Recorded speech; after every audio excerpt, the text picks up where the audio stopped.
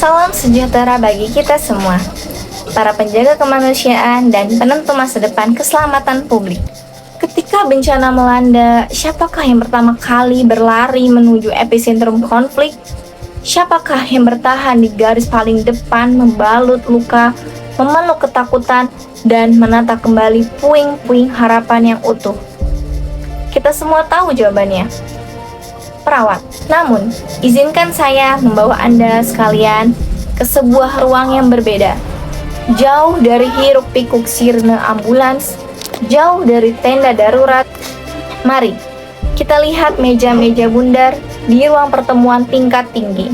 Tempat di mana kebijakan manajemen bencana dirumuskan, tempat di mana anggaran diputuskan, dan tempat di mana arah keselamatan bangsa ini ditentukan. Pertanyaannya, di manakah suara perawat di meja itu?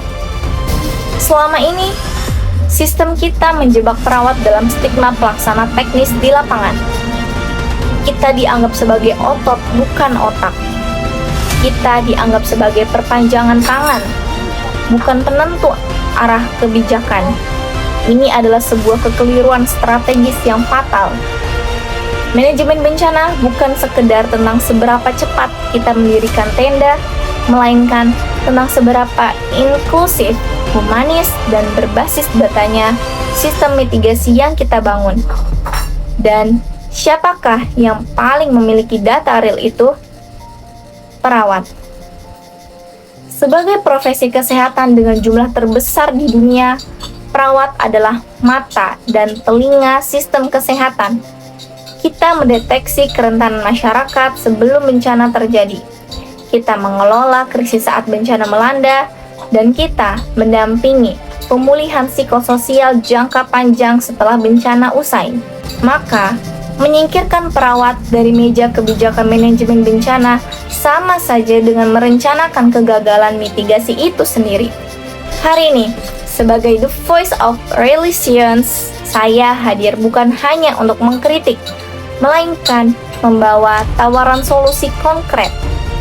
Sudah saatnya kita mendorong transformasi kebijakan manajemen bencana yang berbasis pada 3 pilar strategis. Pertama, integrasi data klinis dan komunitas. Di era digital ini, perawat harus memimpin pemanfaatan big data kesehatan untuk memetakan kelompok rentan, lansia, anak-anak, dan penyandang disabilitas. Sehingga cetak biru mitigasi kita tidak lagi bersifat umum, melainkan inklusif dan tepat sasaran. Kedua, institusionalisasi peran perawat komando. Perawat harus ditempatkan secara struktural dalam badan penanggulangan bencana, mulai dari tingkat rumah sakit hingga tingkat nasional. Bukan sekedar sebagai relawan insidental, melainkan sebagai strategis decision maker. Ketiga, kurikulum keperawatan berbasis kebijakan publik. Kita harus mencetak generasi perawat masa depan yang tidak hanya mahir memasang infus, tetapi juga fasih bernegosiasi dan merumuskan legislasi keselamatan publik. Para pemangku kepentingan yang saya hormati, ketangguhan sebuah bangsa menghadapi bencana tidak diuji saat badai itu datang, melainkan sejauh mana kita mempersiapkan payung kebijakan sebelum hujan turun pertama turun. Perspektif keperawatan adalah kunci. Perspektif kita adalah sentuhan humanis yang memastikan tidak ada satupun nyawa yang tertinggal dalam setiap lembar dokumen kebijakan yang Anda tanda tangani. Kepada seluruh rekan sejawat, mahasiswa keperawatan di seluruh penjuru negeri, jangan lagi mau bersembunyi di balik bayang-bayang.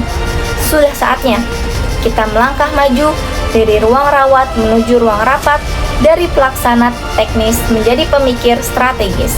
Saya Rizkina Karomah menyuarakan ketangguhan memperjuangkan keselamatan karena perawat adalah penentu arah keselamatan publik. Terima kasih.